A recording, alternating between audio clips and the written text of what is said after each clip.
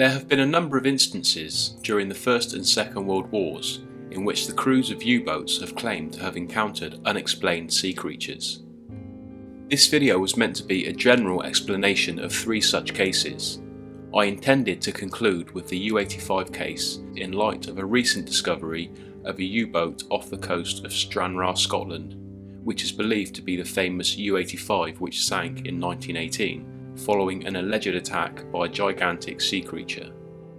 But since this tale has recently been exposed as a probable lie, and with the amount of information I felt I needed to include in the U-28 story, I decided to make this a dedicated video to the U-28 case alone. The U-28 or U-28 was first launched on August 30th, 1913, and then commissioned and enrolled in the Imperial German Navy on the 26th of June 1914.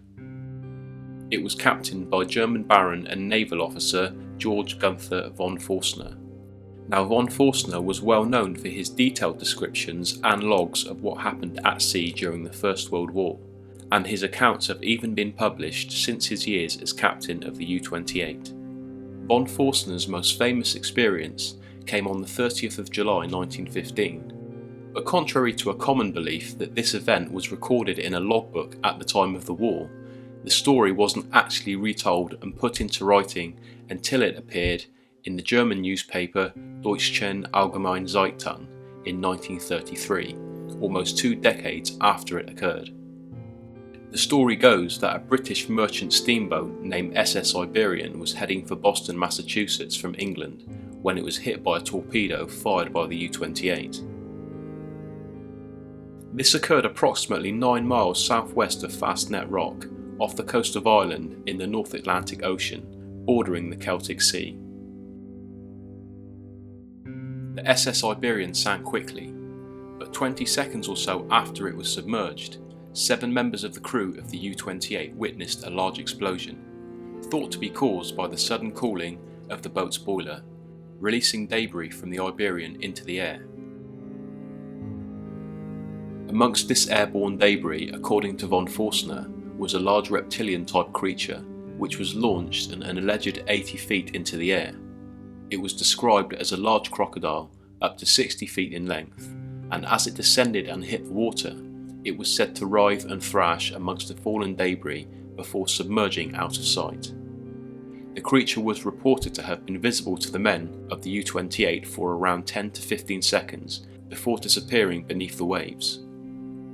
According to the English author Rupert Gould and the French author Bernard Heuvelmans, both who claim to have corresponded with von Forstner when writing about the case, there were only 6 witnesses, 5 of which they claim died during the war, leaving only von Forstner himself to tell the tale.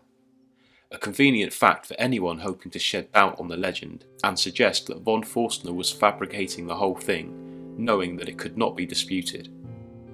But von Forstner had in fact implicated a 7th witness into the story whilst talking to the German press.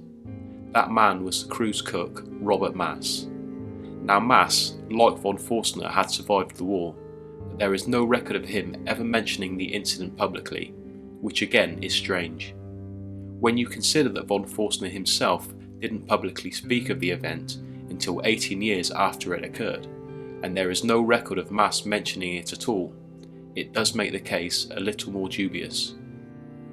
I don't mean to deliberately cast doubt over a popular case that is so often talked about, but it is worth mentioning this, especially when you hear that it was officially recorded into the ship's logbook at the time. It wasn't. This image appeared in Bernard Heuvelmans' In the Wake of Sea Serpents, although it's uncertain whether or not the artist corresponded with von Forstner during its depiction.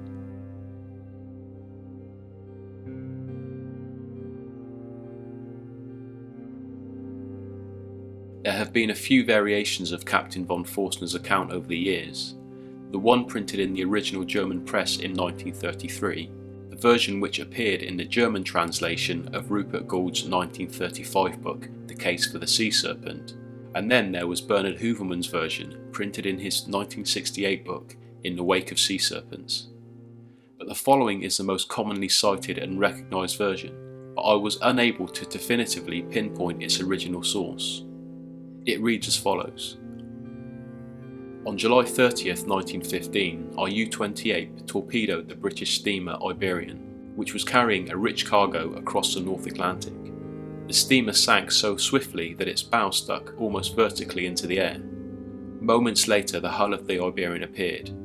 The wreckage remained beneath the water for approximately 25 seconds, at a depth that was clearly impossible to assess, when suddenly there was a violent explosion, which shot pieces of debris, among them a gigantic aquatic animal, out of the water to a height of approximately 80 feet. At that moment I had with me in the conning tower 6 of my officers of the watch, including the chief engineer, the navigator and the helmsman. Simultaneously we all drew one another's attention to this wonder of the seas, which was writhing and struggling amongst the debris. We were unable to identify the creature, but all of us agreed that it resembled an aquatic crocodile, which is about 60 feet long, with 4 limbs resembling large webbed feet, a long pointed tail, and a head which also tapered to a point. Unfortunately, we were not able to take a photograph, for the animal sank out of sight after 10 or 15 seconds.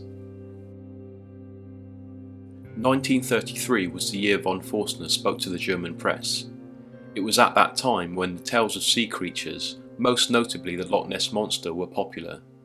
Could it be that von Forstner fabricated the story to match that of the Scottish legend, or did he simply keep it to himself for all those years, for fear of being ridiculed?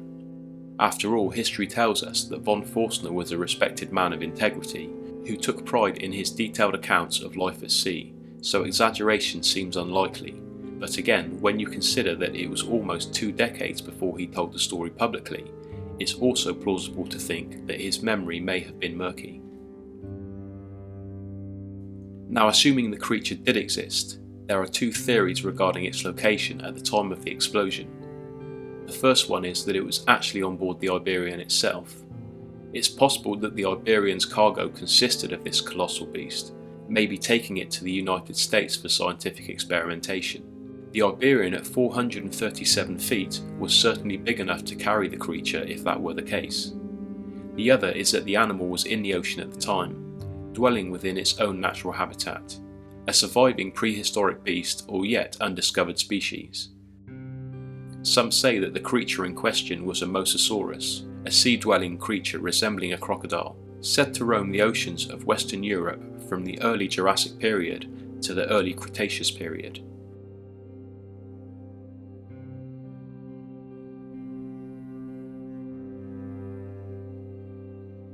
Because it was 9 miles away from land, the modern crocodile theory at the time was doubtful, as it would need to be close to land in order to survive. This is where the first theory of it actually being on board the Iberian was favoured, because back then, and indeed for years to come, it was believed that there was no way a modern crocodile could survive in the open ocean, as it was thought to be a purely amphibious creature. But as recently as 2010, it was discovered that some of the planet's largest saltwater crocodiles do in fact ride ocean currents for long-distance ocean travel. So it is possible that this creature was in fact a crocodile out at sea, rather than being on board the Iberian. The one remaining and glaringly obvious factor here, though, is the size. The largest saltwater crocodiles measured up to 23 feet in length, and we know from von Forstner's account that his beast was described as being 60 feet long. Was this an exaggeration or simply a miscalculation on the war veteran's part? An issue of the animal's physical attributes was raised by journalist Mike Dash in a 2009 blog. According to Rupert Gould's and Bernard Hooverman's reports, von Forstner described it as having feet, and the story printed in the German press described front and hind legs. This would suggest it wasn't built for the open ocean, as typically sea creatures would require finned appendages rather than feet and legs like a crocodile. This may simply be a case of semantics, however, as von Forstner may have been describing fins but simply used the terms feet and legs as a vague description, or maybe his true meaning was lost in translation from German to English. Either way, if you refer back to my earlier point of saltwater crocodiles having since been found to comfortably cross large expanses of ocean, This point becomes somewhat archaic and redundant.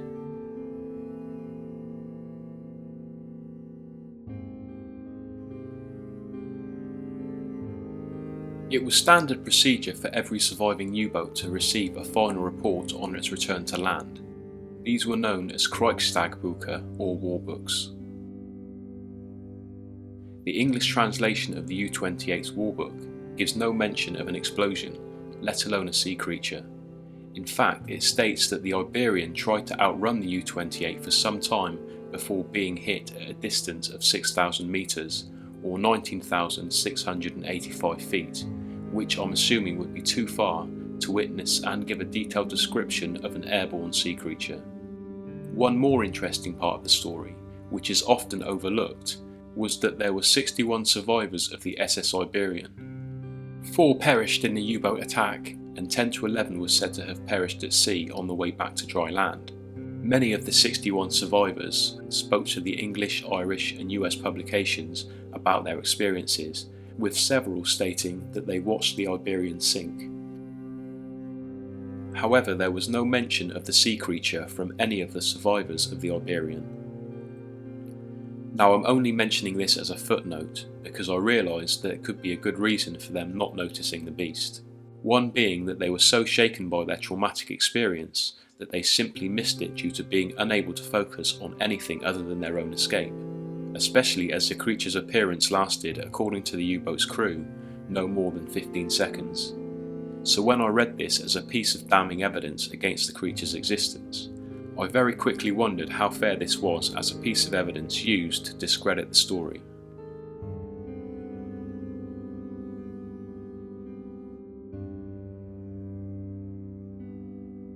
Now, although many will say that the possibility of it being a prehistoric or undiscovered species is unlikely, or even foolish, let's not forget that even today, over 100 years later, a vast majority of the ocean is still unexplored. So was it an ancient beast left over from the Jurassic and Cretaceous periods?